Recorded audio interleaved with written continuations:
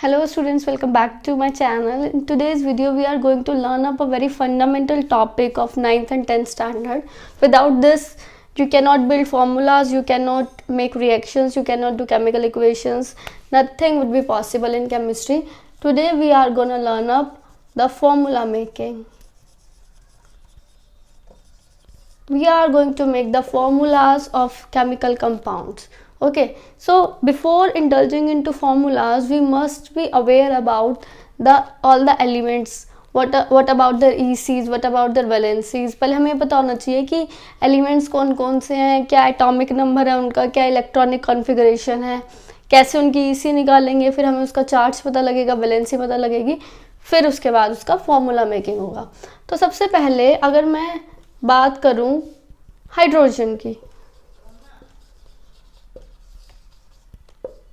ऐसा एलिमेंट जिसका atomic number 1 है, ठीक है. किसी भी चीज़ का फॉर्मूला बनाने से पहले, किसी भी कंपाउंड का फॉर्मूला बनाने से पहले हमें पता होना चाहिए कि उसकी वैलेंसी क्या होगी. Right now what is valency? Valency का मतलब होता है कितने इलेक्ट्रॉन्स उसको लूज करने हैं या कितने इलेक्ट्रॉन्स उसको गेन करने हैं. Right to complete its octet. Suppose करो, पहले मैं आपको स्ट्रक्चर ऑफ एटम बताती हूँ. ये हमारा एक एटम है, सेंटर के अंदर होता है न्यूक्लियस, ठीक है, और आउटर मोस्ट में होती है शेल. शेल के अंदर घूमते हैं इलेक्ट्रॉन्स. अगर हम बात करें एलिमेंट्स की, किसी भी किसी भी एलिमेंट की या नॉर्मल एटम की अगर हम बात करें तो एनर्जी लेवल्स होते हैं KLMN, ठीक है. हर एनर्जी लेवल की अपनी एक टेंडेंसी होती है कि इसमें इतने ही इलेक्ट्रॉन्स फिलअप होंगे. K के अंदर होती है 2, इसके अंदर 8. एक फॉर्मूला भी होता है n² वाला, वो बाद में डिस्कस करेंगे. अभी के लिए आप ये समझ लो 20 एलिमेंट्स तक के लिए ये चीज़ फॉलो अप हो रही है. 2 8 8, ठीक है. अभी तक के लिए 20 एलिमेंट्स के लिए आप इतना ही कॉन्सेप्ट दिमाग में ध्यान रखना कि इसके अंदर हम मैक्सिमम इतने की फिलिंग ही करेंगे. वैसे तो आपको 8 की भी ज़रूरत नहीं पड़ेगी, 20 तक में तो लास्ट में 2 में ही ख़त्म हो जाएगा, ठीक है. जैसे अगर हमने बात करी थी हाइड्रोजन की, तो हाइड्रोजन का एटॉमिक नंबर क्या होता है? 1, ठीक है. जितना किसी एलिमेंट में एटॉमिक नंबर होता है उतने ही उस एलिमेंट के अंदर प्रोटॉन्स होते हैं. राइट और कोई भी एलिमेंट न्यूट्रल है जब वो अपनी एटम फॉर्म के अंदर है, तो जितने उसमें प्रोटॉन्स हैं उतने ही उसके अंदर इलेक्ट्रॉन्स होते हैं. अगर हम बात करें हाइड्रोजन की, अगर उसका एटॉमिक नंबर 1 है मतलब उसमें एक प्रोटॉन है, और जितने प्रोटॉन है उतने ही इलेक्ट्रॉन है, मतलब इलेक्ट्रॉन भी 1 ही है. तो उसकी फिलिंग कैसे करें? कोई आपसे अगर पूछ ले व्हाट इज EC, EC की फुल फॉर्म होती है इलेक्ट्रॉनिक कॉन्फ़िगरेशन.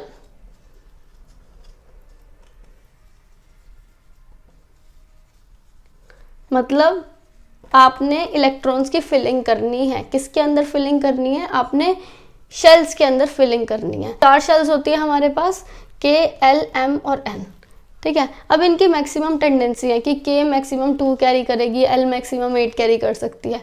अगर हम धीरे धीरे करके फिलिंग करते हैं, हाइड्रोजन है, एक इलेक्ट्रॉन है, किस में फिल कर देंगे? K में 1. यही हम बात करते हैं हीलियम की. कितने इलेक्ट्रॉन्स होंगे हीलियम में? 2 होंगे. तो K की मैक्सिमम टेंडेंसी है कि उसमें 2 आ जाएंगे, तो हीलियम की EC 2 हो जाएगी. राइट ऐसे ही अगर हम बात कर देंगे लिथियम की, लिथियम में 3 होते हैं, तो KL के अंदर कितने होते हैं? 3. K में अगर 2 इलेक्ट्रॉन्स आ गए तो बचा हुआ एक L में आ जाएगा. इस तरीके से EC होती है. आपको EC आनी चाहिए, बिना EC के आप फॉर्मूला मेकिंग नहीं कर पाओगे. अगर आप लोग if you people want that कि I should make a video on EC also, so I will make it, but today we are going to focus on formula making. जिसको फॉर्मूला मेकिंग में indulge होना है उसको EC आनी चाहिए. उसको ये पता होना चाहिए किस एलिमेंट का एटॉमिक नंबर क्या होता है, उसमें कितने प्रोटॉन्स हैं, कितने इलेक्ट्रॉन्स हैं, क्योंकि इलेक्ट्रॉन्स की ही आप फिलिंग करते हो. कोई अगर आपसे EC की डेफिनेशन पूछ लेता है, अगर फुल फॉर्म पूछता है तो इलेक्ट्रॉनिक कॉन्फ़िगरेशन, अगर डेफिनेशन पूछ लेता है तो you will say that the filling of electrons in the energy levels और the filling of electrons in the shells of an atom is known as electronic configuration. कि एक एटम के अंदर किस तरीके से इलेक्ट्रॉन जो है वो फिल्ड है एक पर्टिकुलर एनर्जी लेवल के अंदर, एक शेल के अंदर, एक ऑर्बिट के अंदर. राइट तो अगर हम ये डिस्कस करते हैं कि कैसे हम फॉर्मूलाज बनाएंगे, तो ये तो एक सैम्पल हो गया कि आपको EC का यूज़ ऐसे पता होना चाहिए, क्योंकि अगर आप EC अगर आपको पता होगी तो आप वैलेंसी पता लगा सकते हो. वैलेंसी पता होगी, उससे आप फॉर्मूला बना सकते हो। अब जैसे सपोज करो हमने लिथियम का एग्जांपल लिया था, लिथियम में 3 इलेक्ट्रॉन्स थे, उसकी हमने फिलिंग कर ली, जो है वो K में आ गए। अब थर्ड तो आ ही नहीं सकता क्योंकि K की कैपेसिटी इतनी है कि वो दो ही इलेक्ट्रॉन मैक्सिमम कैरी कर सकती है अपने अंदर, फिल कर सकते हैं हम उसके अंदर से 2 इलेक्ट्रॉन, तो जो एक इलेक्ट्रॉन है वो L में आ जाएगा। अब आपको पता है हर चीज़ जो है वो स्टेबल रहना चाहती है, चाहे हम भी हैं, whether we talk about humans also, everyone wants to be stable. उसी तरीके से ये जो एलिमेंट्स हैं ये भी स्टेबल रहना चाहते हैं, they also want to be stable. Stable रहने के लिए 2 चीज़ों का हमें पता होना चाहिए। वो 2 चीज़ें क्या है? पहली चीज़ है डुप्लेट, दूसरी चीज़ है ऑक्टेट। या तो अगर लार्ज शेल K है तो उसमें 2 इलेक्ट्रॉन होने चाहिए, अगर लार्ज शेल इसके अलावा है कुछ भी L M N है तो अभी इसकी बात करते हैं तो उसके अंदर 8 ही होने चाहिए, इससे ज़्यादा नहीं हो सकते, राइट। अगर मैं बात करती हूँ सोडियम की, सोडियम में कितना एटॉमिक नंबर होता है? 11, इसका मतलब प्रोटॉन्स भी 11 है, इलेक्ट्रॉन्स भी 11 है। अब इसकी फिलिंग करते हैं, K L M, टोटल 11 है, इसमें मैक्सिमम 2 आ सकते हैं, इसमें 8 आ सकते हैं, जो बचा हुआ है वो इसमें आ सकता है, ठीक है। लेकिन हर एलिमेंट की ये रिक्वायरमेंट होती है कि उसको जो है उसकी लास्ट शेल जो है वो फिल होनी चाहिए, राइट। लास्ट शेल फिल होने के लिए या तो अब इसके पास 2 ऑप्शन है, या तो ये M के अंदर 7 इलेक्ट्रॉन गेन करे M शेल के अंदर, या फिर ये M से अपना एक जो है वो लूज कर दे। अगर हम कंपेयर करें दोनों ऑप्शन को, कंपेयर करके देखते हैं कौन सी चीज़ आसान है। या तो 7 इलेक्ट्रॉन्स अंदर आए, या ये जो बचा हुआ 1 इलेक्ट्रॉन है ये बाहर चला जाए। क्या आसान है? किसमें ज़्यादा एनर्जी लगने के संभावना है?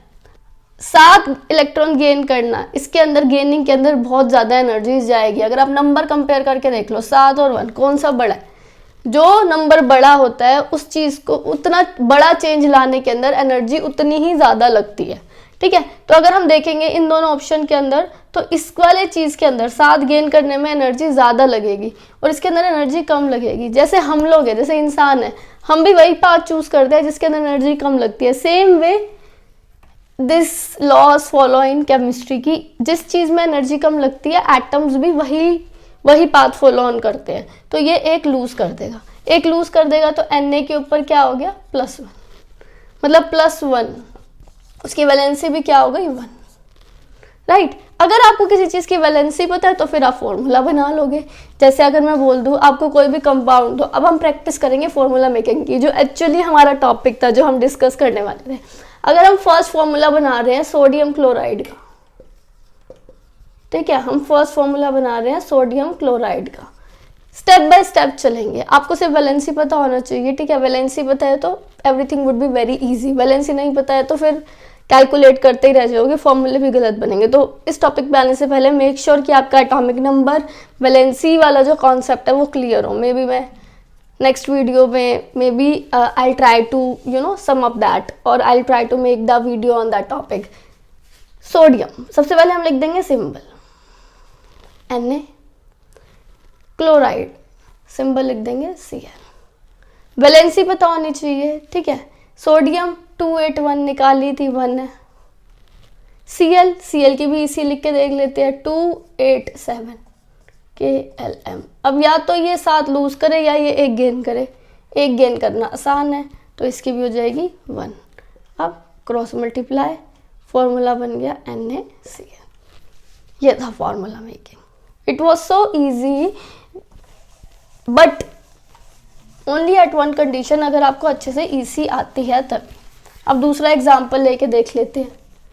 दूसरा एग्जाम्पल लेते हैं मैग्नीशियम क्लोराइड का।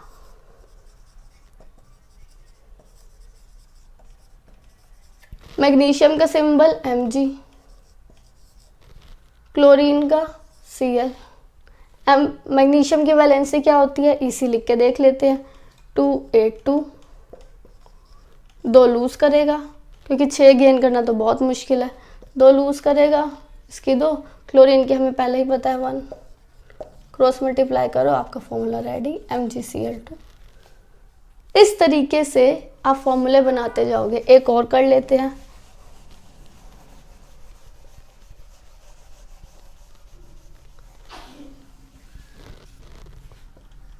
Sodium oxide. वही चीज़ सबसे पहले सिंबल लिखेंगे।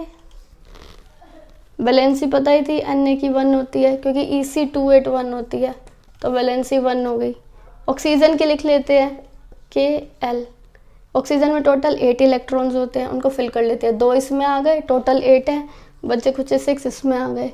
अब क्या करना है, या तो 6 लूज करे या तो 2 गेन करे। ऑब्वियस सी बात है 2 गेन करेगा, 2 वैलेंसी हो गई, क्रॉस मल्टीप्लाई कर लेंगे Na2O।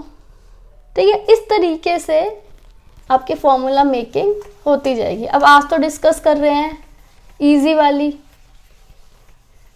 डिफ़िकल्ट वाली भी डिस्कस करेंगे। ठीक है, लेकिन आज हम बात कर रहे हैं मोनो एटॉमिक आयंस की। अब कोई आपसे पूछ ले आयंस क्या होते हैं, आयंस का मतलब होता है चार्ज्ड स्पीशीज, या तो प्लस चार्ज होगा या माइनस चार्ज होगा। जैसे अगर आप Na की बात कर रहे थे सोडियम ऑक्साइड के अंदर, Na ने क्या किया, 281 थे, इसने एक लूज कर दिया। एक लूज करने पे पॉजिटिव चार्ज आता है, हमेशा याद रखना। जो लोग देते हैं वो पॉजिटिव होते हैं नेचर के अंदर। लाइक सही बात है ना ये, अगर हम रियल लाइफ में भी अगर हम ये अप्लाई करके देखें ये वाली चीज़, तो वहाँ पे भी ये चीज़ अप्लाई होती है। जो पॉजिटिव होता है वो देने में विश्वास रखता है, जो नेगेटिव होता है वो लेने में विश्वास रखता है, छीनने में विश्वास रखता है।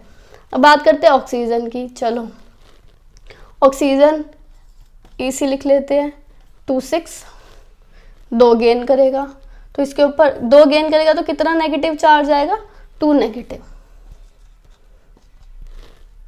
तो ये तो चीज़ें हो रही है हमारी सिर्फ मोनो, क्योंकि सिंगल सिंगल चल रहे हैं। जब हम नेक्स्ट वीडियो करेंगे तब हम पॉलीएटॉमिक आयंस के भी कंपाउंड बनाएंगे।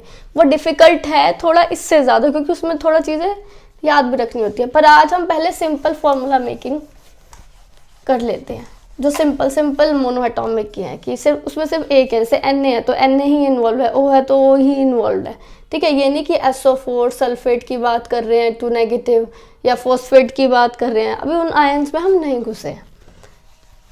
चलो अब नेक्स्ट फॉर्मूला बना लेते हैं, एल्यूमिनियम क्लोराइड।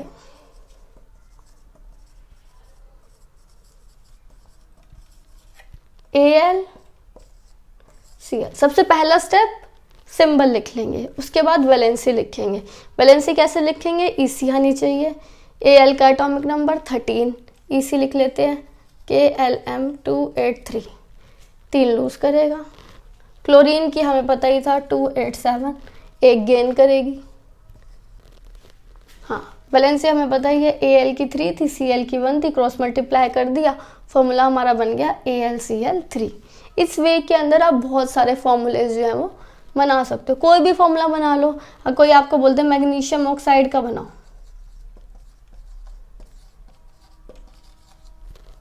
ठीक है। मैग्नीशियम ऑक्साइड का बनाने के लिए क्या करना है, MgO। Mg की क्या होती है 2, ऑक्सीजन की भी होती है 2, पर इसको ऐसे मत लिखना Mg2O2। लोएस्ट फॉर्म में छोड़ते हो ना फ्रैक्शन को, अगर आपके पास ये फ्रैक्शन है 2/2, उसको काट के करते हो ना 1 ही तो है ये। सेम वे मन में काटना है, यहाँ पे काट के मत दिखाने लग जाना। इसको इस 2 को मन में काटना है, फॉर्मूला बन जाएगा 2 से 2 गया MgO। तो ये कुछ है जिससे आप बना सकते हो कि किसी भी कंपाउंड का हम फॉर्मूला कैसे बनाएंगे। ठीक है, धीरे धीरे नेक्स्ट टाइम पे हम थोड़े डिफ़िकल्ट वन में जाएंगे और ज़्यादा फॉर्मूला प्रैक्टिस करेंगे। ठीक है, तब तक के लिए मैं आपको कुछ प्रैक्टिस के लिए यहाँ लिख देती हूँ, जो आप प्रैक्टिस करोगे।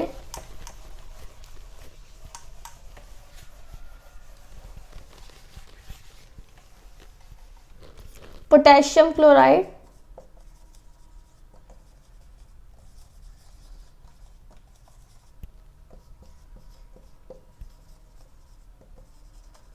पोटेशियम ब्रोमाइड,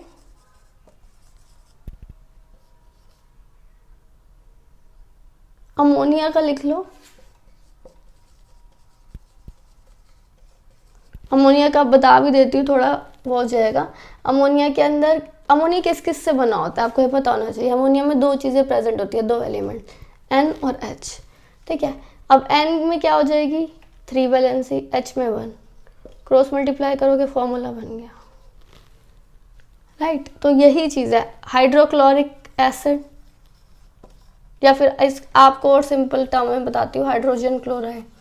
ये सारी चीज़ें आपने प्रैक्टिस करनी है, right. Potassium oxide, potassium oxide, और प्रैक्टिस कर लेना कैल्शियम ऑक्साइड,